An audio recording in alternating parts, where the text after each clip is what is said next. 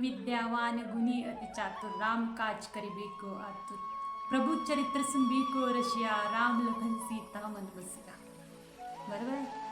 सूक्ष्म रूप धरी सिंह दिखावा, विकट रूप धरी लंका जलावा, भीम रूप धरी असुर सहारे, रामचंद्र के काज सवारे. असं बरंच काही आहे. हनुमान चालिसामध्ये हनुमानजींचं खूप छान असं वर्णन आहे ना. ज्यावेळेस आपण हनुमान चालिसा बोलतो त्याच्यामध्येच आपल्याला हनुमानजींबद्दल बऱ्याच गोष्टी कळतात. तर मी तुम्हाला हेच सजेस्ट करेल की तुम्ही पण जर आयुष्यात हनुमान चालिसा म्हणायला सुरुवात नसेल केली तर करा. खूप छान असे परिणाम होतात. खूप छान वाटतं आयुष्यात. तुमच्याकडे काही नसेल तरी पण ह्या बाबतीत एक गोष्ट सांगू का. ख्रिश्चन लोक, ईसाई धर्म नाही का, अधर जैन धर्मातली लोक, ईसाई धर्मातली लोक खूप छान डेली त्यांच्या धर्माच्या अकॉर्डिंग जे पण प्रेयर स्थान आहे त्यांचं तिथे जातात आणि छान पूजापाठ वगैरे करतात ते आहे ना. आता कसं फक्त हिंदू धर्मामध्येच आपल्या लोकांना प्रॉब्लेम आहे. जर आपण बोलले ना, आत्ता पण हनुमानजी आहे 7 चिरंजीवपेक्षा म्हणजे 7 चिरंजीव जे होते त्यांच्यापैकी हनुमानजी आत्ता पण आहेत. त्यांना आपण आपल्यामध्ये फील करू शकतो, असं त्यांची ध्यान साधना करू शकतो. तर आपल्या धर्मातले लोक काय म्हणतील, काही काही बरं का, प्रूफ करून दाखवा, हे करून दाखवा, मी हे मानत नाही, चमत्कार झाल्याशिवाय मी मानणार नाही आहे ना. पण जी लोक म्हणतात ना चमत्कार झाल्याशिवाय मानणार नाही, त्या लोकांच्या आयुष्यात असं ढिगभर प्रॉब्लेम द्या, भरपूर प्रॉब्लेम द्या त्यांच्या आयुष्यात. तर ती आणि प्रॉब्लेम आल्यावर, दुःख आल्यावर ती काय म्हणते माहिती आहे का, त्यांना तुम्ही कोणतं पण ताबीज द्या की हा ताबीज घाल तुझा हा प्रॉब्लेम संपेल, तर ते नक्की ते ताबीज घालतील. त्यांना म्हणाल तुम्ही 108 हनुमान चालीसा करा तुझं हे दुःख दूर होईल, तो बरोबर करेल. मग नेहमी दुःखाची वाट का बघायची आहे ना. जर आपल्याला एखादी चांगली गोष्ट भेटते, आध्यात्मिक व्हायला एक संधी भेटते, तर ती का सोडायची आपण. कोणाला गायत्री मंत्र म्हणल्याने, मी सांगितलं ना, सुंदरकांड, हनुमान चालिसा, साईबाबा, महादेव आहे ना. तुम्ही महादेवाचं पण तुम्ही भरपूर भक्ती करू शकता. कारण ह्या जन्मात जर आपल्या आयुष्यात शांतता पाहिजे असेल ना, तर भक्ती करणं खूप गरजेचं आहे. याच्या बाबतीत एक गोष्ट सांगू का, मुसलमान बांधव आहेत ना, खूप चांगले आहेत. आता तुम्हाला वाटेल की मी तारीफ करते, पण एक रिअलिटी सांगते. त्यांना त्यांच्या अल्ल्यांनी कमी देव जास्त देव आहे ना. काही लोक त्यांच्यातले गरीब पण असतात, भरपूर लोक श्रीमंत पण आहेत. पण गरीब असो श्रीमंत असो, दिवसातून तो 5 वेळा आपल्या अल्लाची आठवण काढतात. नमाज पडतातच ना, ते नमाज पडतात ते दिवसातून 5 वेळा. म्हणजे त्यांच्या आयुष्यात डिसिप्लिन बघा किती छान आहे ना. पण हिंदू लोकांमध्ये कसं असतं, आपण जर एखाद्या संताचं काही सांगायला गेलं, एखाद्या देवाचं काहीतरी सांगायला गेलं, तर ती बरोबर म्हणतात अंधश्रद्धा. पण असं प्रत्येक गोष्ट प्रूफ करायची गरज नसते. तरी मी एवढंच म्हणेल तुम्हाला, कारण मी पण जस्ट सुरुवात केली आहे आणि बऱ्याच गोष्टी. आता आयुष्य म्हटल्यावर सुखदुःख येणारच आहे ना. असं कायम कोणतीच गोष्ट टिकून राहत नाही. पण जेव्हा आपण देवाच्या भक्तीकडे जातो, तर देव आपल्याला खूप प्रोटेक्टिव्ह एनर्जी फील करतो. आता मी हनुमानजींबद्दल का सांगत आहे, तर मी ठरवलं होतं की हनुमानजींबद्दल मी सांगेल. हनुमानजींना मी प्रॉमिस केलं होतं, माझे काही छोटे छोटे म्हणजे टास्क होते ते कंप्लीट होणं पॉसिबलच नव्हते, त्या गोष्टी झालेल्या आहेत. तर त्याच्यामुळे मग मला वाटलं की आपण हनुमानजींना प्रार्थना केली होती, तर मग ब्लॉग टाकायलाच पाहिजे. 1 व्ह्यू हो, 2 व्ह्यू हो, फक्त व्हिडिओ टाकायचे है ना. थोडं हार्डवर्क करायला काही बिघडत नाही. तर माझा हाच उद्देश आहे आणि माझा पूर्ण व्हिडिओ नक्की बघा. मी तर एवढंच म्हणेन. कसं होतं कधी कधी जे आपण फील करतो, आता मी माझी एनर्जी तुम्हाला प्रोव्हाइड करत नाही आहे ना. मी हनुमान चालिसा सपोज 21 हनुमान चालिसा बोलली, मी 7 हनुमान चालिसा बोलली, 108 हनुमान चालिसा मी अजून केलेलं नाही. माझ्या बाबांच्या पुण्यतिथीच्या दिवशी मी ते करणार होते, पण मी त्याच्यासाठी देवालाच टास्क दिलं. जर तुला वाटतं की हनुमान चालिसा करायला पाहिजे तर. पण त्या दिवशी काय झालं, आम्ही हनुमान चालिसा याला लावणार होतो आपल्या होम थिएटरला नाही का, आणि त्या दिवशी लाईट नव्हती. तर आधीच ठरलेलं होतं ना आमचं. मग लाईट नसल्यामुळे मी असं बोलले की हनुमानजीच बोलत आहे की नको करूस. तर त्याच्यामुळे ते नाही केलं आणि आम्ही ते हिंदू रीतिरिवाजानुसार खूप व्यवस्थित पूजा केलेली बाबांची, खूप व्यवस्थित त्यांना श्राद्ध वगैरे घातलं, व्यवस्थित केलेलं आहे. तर आध्यात्मिक जुळायचं कारण म्हणजे, आणि मी साईबाबांची खूप मोठी भक्त होते, आहे आणि राहणार. ज्याच्या वेळेस मला खूप गरज असते, माझे छोटे छोटे प्रॉब्लेम साईबाबा लगेच सॉल्व्ह करतात, लगेच करतात.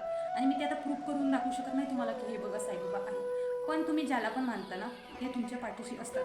स्वामी समर्थ महाराजांना खूप जण मानतात, तर त्यांना त्यांची एनर्जी ती फील करू शकतात. आता लोक एवढी बावळट नाही आहे की विनाकारण, आजकाल लोक विनाकारण काहीच करत नाही आहे ना. जिथून कुठून काहीतरी भेटतं तीच लोक ती करतात.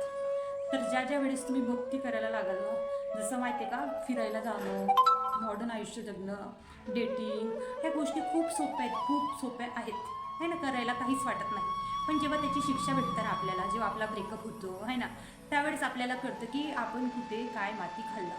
कळतं ना, बरेच प्रॉब्लेम होतात. कारण 2-3 वर्षापूर्वी म्हणजे मी साहेबांना 19-20 मध्ये जुळले.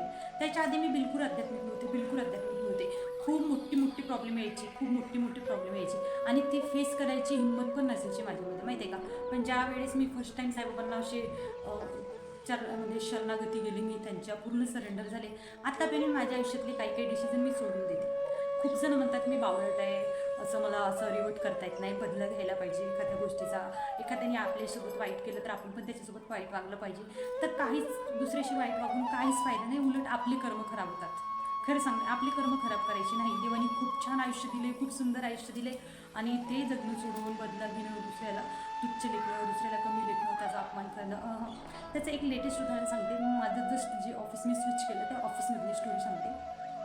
काही गोष्टी झाल्या होत्या. एक छोटी मुलगीच होती. मुलगी म्हणजे ती ऑफिसमध्ये लाईक मुलीसारखीच वागते, कारण सगळ्यांना म्हणते मी खूप छोटी आहे, मी खूप छोटी आहे. पण तिचं माझं बाहेर थोडं झालं होतं, कारण काही गोष्टी मला कळालेल्या होत्या की ती समथिंग माझ्याबद्दल काहीतरी पसरवते. आता सारखं सारखं ऐकल्यामुळे मी तिला टोकलंच, तू माझ्या तोंडासमोर खूप छान वागतेस, तर मागं पण छान वागत जा, किंवा मग मागं जशी वागते तसं माझ्यासमोर वाग. मी फक्त एवढंच बोलले होते. आणि ती मुलगी लिटरली तिने इतका तमाशा केला होता, म्हणजे ज्यांना इन्व्हॉल्व नाही करायचं त्यांना पण तिने इन्व्हॉल्व केलं होतं. म्हणजे आणि तिने कॉलवर पण तशा पद्धतीने सांगितलं माझं नाव घेऊन की मी तमाशा केले. पण मला माहिती होतं मी असलं काहीच केलं नाही. आणि लिटर 15 दिवस नाही गेले त्या गोष्टीला, 1 महिना नाही झाला. मला तिच्यामुळे खूप गिल्ट, कारण ती तर इतकी निर्लज्ज होती ना, खूप निर्लज्ज. म्हणजे तिच्या चेहऱ्याकडे बघितलं तरी तिच्यामध्ये अर्धी बाई दिसते. ज्या मुली अशा वाया गेलेल्या असतात ना, त्या किती पण मेंटेन करू स्वतःला, किती पण हे करू, त्यांच्यामध्ये एक बाई पण दिसतं आहे ना. म्हणजे ज्या गोष्टी दिसायला पाहिजे त्या दिसतात, फेसवरच दिसतात, बॉडीकडे जायची गरजच नाही. फेसच सांगतो तुम्हाला की कोण किती पाण्यातलं आहे. ही गोष्ट आहे, खरी आहे. जर मी माझ्या तोंडातून वाईट का बोलणार आहे, बरोबर आहे. तर मी तिला रिवर्ट, म्हणजे मला वाटत होतं की खूप करायला पाहिजे हंगामा. मला कधी कधी वाटतं माझ्यासोबत एखाद्या व्यक्तीने वाईट केलं तर असं करायला पाहिजे. पण मी काय करते, देवाजवळ जाऊन लढते. आता ही मुलगी माझ्यापेक्षा कितीतरी पटीने लहान होती, तरी पण मी त्यावेळेस पण घेतलं माझ्या साहेबांना मध्ये. म्हटलं याच्यात माझं काय चुकलं बघा.